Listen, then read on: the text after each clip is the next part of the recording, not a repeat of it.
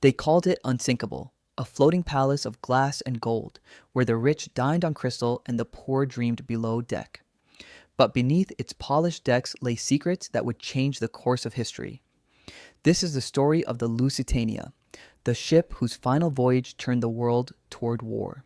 In May 1915, the Atlantic was a graveyard. German U-boats prowled beneath the waves, hunting merchant ships and supply vessels that fed the Allied war machine. Europe was burning. The Great War had devoured millions of lives, and across the ocean, the United States watched, officially neutral, publicly distant, but privately deeply involved. President Woodrow Wilson had promised peace, but across Wall Street and Washington, men were already betting on victory and profit.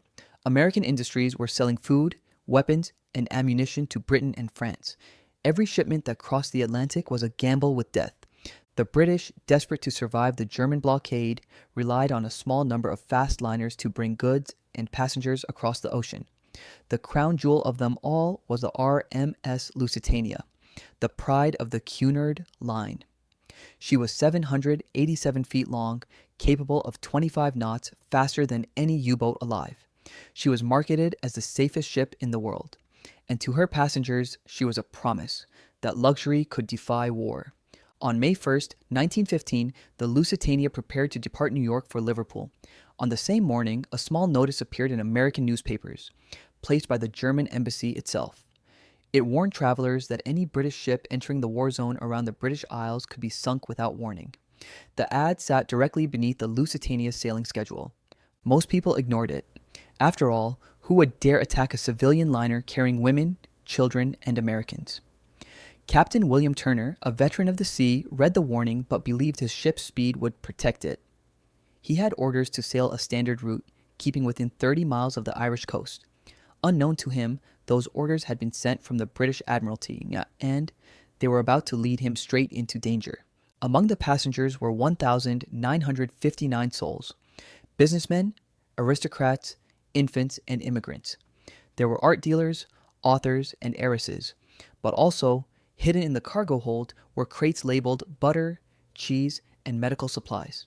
According to later manifests, those crates contained over 4 million rounds of rifle ammunition, hundreds of cases of shrapnel shells, and explosive powder, so all destined for the British Army. The Lusitania, officially a civilian vessel, was also a military transport. The British Admiralty knew this. The Germans suspected it. And in the dark waters of the Atlantic, a single submarine, U-20, commanded by Captain Walter Schwieger, was already hunting. As the Lusitania left New York Harbor, families waved from the docks. The ship glided into the mist, unaware that it had just entered one of the most controversial voyages in history. For the first few days, the crossing was calm. Passengers drank champagne, played cards, and watched the horizon. The wireless room hummed with messages, some routine, some warnings. The British Admiralty sent out alerts of U-boat sightings off the Irish coast, but Captain Turner received conflicting instructions: maintain speed, then slow down, change course, then hold steady. The signals from London were a mess. By May 6, U-20 had already sunk several ships.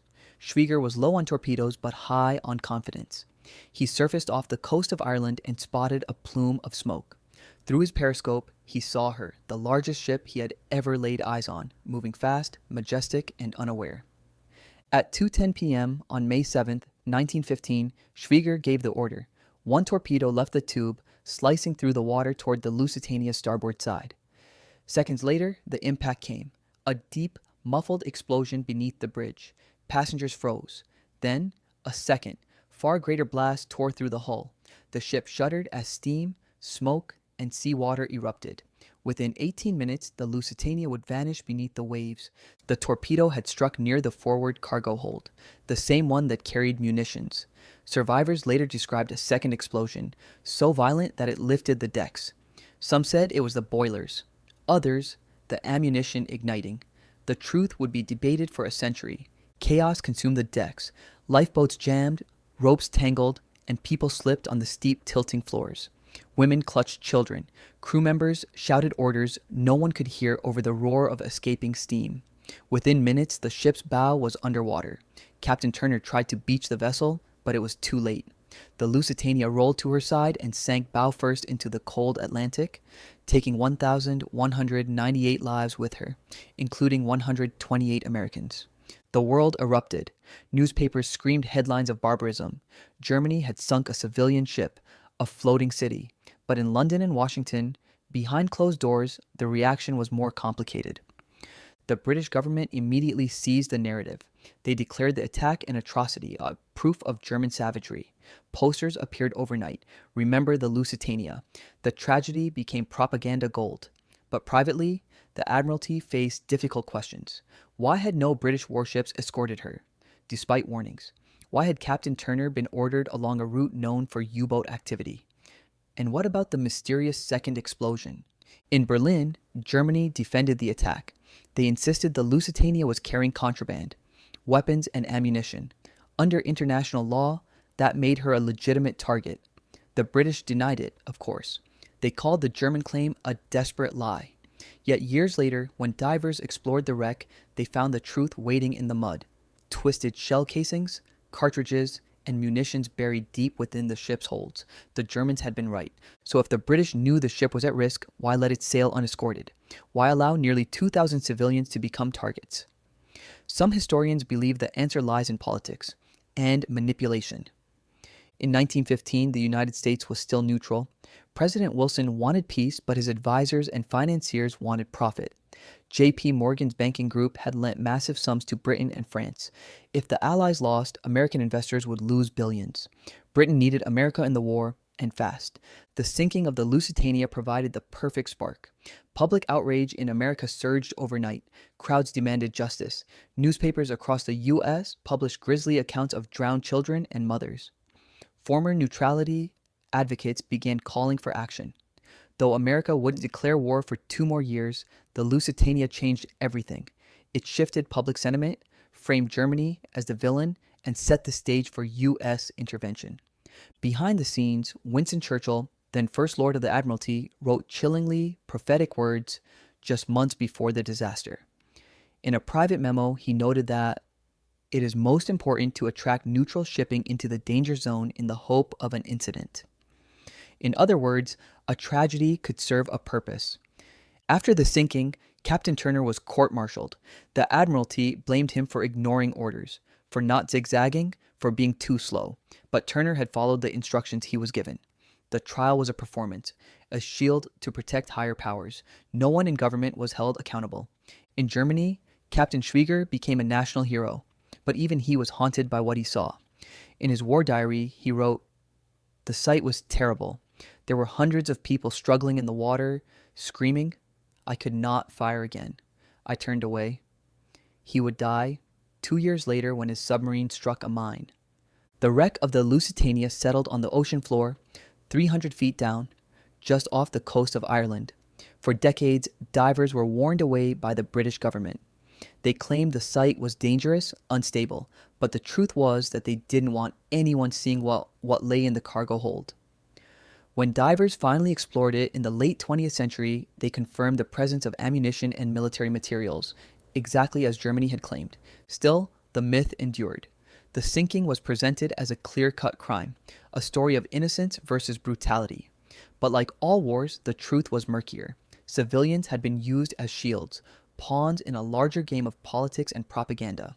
By 1917, the United States entered the war. Wilson declared it a fight for democracy. The Lusitania was invoked again and again in speeches and posters. Its victims were used to rally a nation to arms. The ship had not just sunk, it had served its purpose. In later years, documents surfaced showing that the British Admiralty had intercepted German communications warning of U-20's patrol area. They knew exactly where the submarine was operating, yet no new orders were sent to Captain Turner. The conspiracy wasn't about sinking the Lusitania on purpose, but about letting the unthinkable happen for political gain. The tragedy became legend. Songs were written, monuments built, and the name Lusitania entered history alongside Titanic. But while Titanic represented human error, Lusitania represented human calculation. In 1982, a diving team led by Robert Ballard, who would later find the Titanic, visited the wreck. He found a gaping wound near the forward hold, consistent with an internal detonation after the torpedo. The evidence pointed to the presence of explosives. The official line remained unchanged. The ship carried only civilian goods, but the ocean keeps its secrets well. Today, the Lusitania lies tilted on her side, her bow buried in the mud, her deck silent. Fish drift through the rusted dining rooms where once orchestras played. The chandeliers are gone, the gilded walls corroded. Only the cold Atlantic remembers the truth. The story of the Lusitania is not just a tale of war, it's a story about the power of narrative, about how a single event, wrapped in emotion, can shift nations, ignite wars, and rewrite history. It's about how truth drowns when it becomes inconvenient. Governments used the deaths of innocents as a weapon. Newspapers sold outrage, bankers sold war bonds, and ordinary people, mothers, sailors, children, paid the price. The torpedo that sank the Lusitania was made of steel, but the forces that sent it were made of greed, politics, and deception. When the last lifeboat disappeared into the fog, so did the illusion of neutrality. The Atlantic had claimed not just a ship, but the peace of a generation. The Lusitania's wreck is a reminder, a warning. The next time we're told who the villain is, we should ask who wrote the story. The truth may lie deeper than the ocean itself, and the ship that sank the peace didn't just vanish into the depth, it dragged the world down with it.